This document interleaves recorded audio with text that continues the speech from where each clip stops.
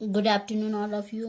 तो बच्चों, हम पढ़ रहे हैं, अभी तक पढ़ा हमने पद्धतियाँ पढ़ रहे हैं, जिनमें से हमने प्रत्यक्ष पद्धति, व्याकरण पद्धति, गणक यंत्र आधारित बोधन पद्धति ये पढ़ लिया है।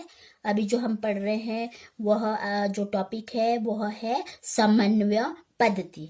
समन्वय पद्धति को समवाय, समन्वय, सहसंबंध, सहयोग विधि आदि नामों से भी जाना जाता है। यानी इस पद्धति में हिंदी शिक्षण हेतु अध्यापक विद्यार्थी की मातृभाषा व हिंदी भाषा के बीच समानता भिन्नता को स्पष्ट करता है। और यहाँ पे जो अध्यापक होता है विद्यार्थी की मातृभाषा का प्रयोग करते हुए हिंदी भाषा के व्याकरणिक नियम, शब्द, वाक्य, प्रसंग, उच्चारण आदि का ज्ञान प्रदान करता है। और उसके बाद अध्यापक हिंदी भाषा में वाक्य, शब्द आदि का उच्चारण करता है तथा विद्यार्थी उसे अपनी मातृभाषा में स्पष्ट करता है। और जब अध्यापक पाठ्य पुस्तक पढ़ते समय पाठ में आए हुए व्याकरणीय शामपट पर लिख करके उसके नियमों को स्पष्ट करते हुए शिक्षण करते हैं तो इसे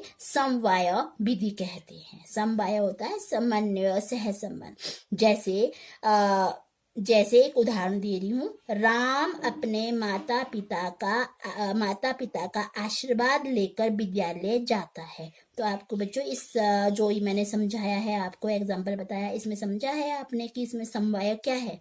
इसमें समवाय है कि इस तरह से समझाया जाता है कि माता पिता, माता डैश पिता, यानी इसका मतलब क्या है। व्याकरण अगर समझा रहे हैं आप तो यहाँ पे क्या समझाएंगे आप, द्वंद्व समास। क्या है ये, द्वंद्व समास। समास कौन सा है, द्वंद्व।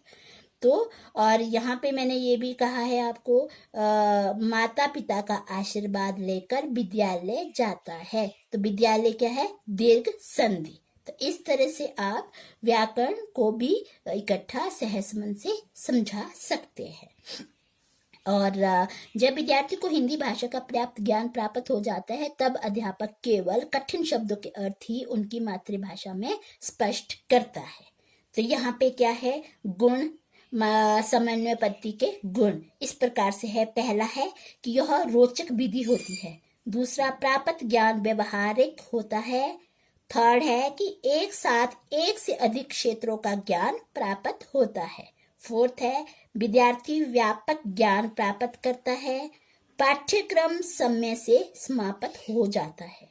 और इस पद्धति में मातृभाषा के प्रयोग से कम समय में हिंदी भाषा दोनों का ज्ञान प्रदान किया जाता है। और विद्यार्थी हिंदी भाषा के नियमों, वाक्य संरचना आदि को भली भांति भी वह समझ सकता है। और इस पद्धति में महंगे उपकरणों आदि की भी आवश्यकता नहीं पड़ती है, क्योंकि इसमें शामपट पे ही समझाया जा सकता है। तो अब इसके दोष भी है। तो दोष क्या है कि अध्यापक केंद्रित विधि है, क्योंकि यह अमनोवैज्ञानिक विधि है। और सेकंड है कि क्रमबद्ध शिक्षण का अभाव है। थर्ड है कि पाठ्य वस्तु में तारतम्य नहीं पाई जाती है। फोर्थ है, हिंदी भाषा व विद्यार्थियों की मातृभाषा के बीच समानता व भिन्नता स्पष्ट करते समय अध्यापक द्वारा गलतियां होने की संभावना क्या हो जाती है, अधिक रहती है। उसके बाद आता है कि इसमें जो अध्यापक होता है उसके लिए विद्यार्थी की मातृभाषा व हिंदी भाषा दोनों में पारंगत होना अनिवार्य होता है, अन्यथा क्या हो जाएगा, ये पद्धति निरर्थक बन जाएगी। और इस पद्धति के प्रयोग से भाव की मौलिकता भी क्या हो जाती है, नष्ट हो जाती है। तो बच्चों, आपने समन्वय पद्धति भी पढ़ ली होगी और समझ ली होगी।